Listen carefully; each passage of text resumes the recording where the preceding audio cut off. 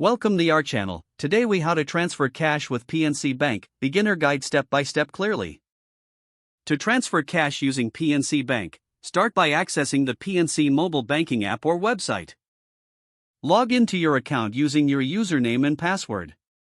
Once logged in, locate the transfers option from the main menu. Select whether you want to transfer funds within your accounts or to an external account. If transferring within PNC accounts, choose the Transfer Between Accounts option. Select the account you wish to transfer funds from. Then, select the account you want to transfer funds to. Enter the amount you wish to transfer. Review the transaction details for accuracy. Confirm the transfer. For transferring to an external account, choose the External Funds Transfer option.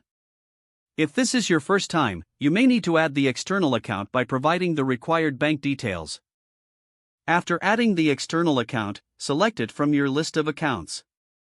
Enter the amount you want to transfer. Review all details before proceeding.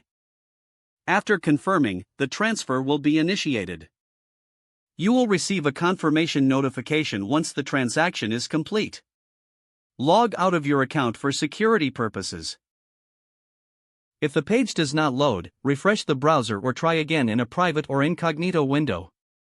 Make sure you are using the correct email address, then retype it carefully to avoid small typos. If your password is not accepted, use the reset option and create a new strong password you can remember. Check your spam folder for verification or security emails, then complete any requested confirmation steps. Enable two-factor authentication if available to improve account security and reduce unauthorized access risk.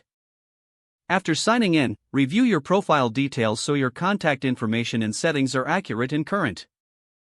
If you see an error message, note it down and try again after restarting your device and internet connection. Log out when you finish, especially on shared devices, to keep your account and payment information secure.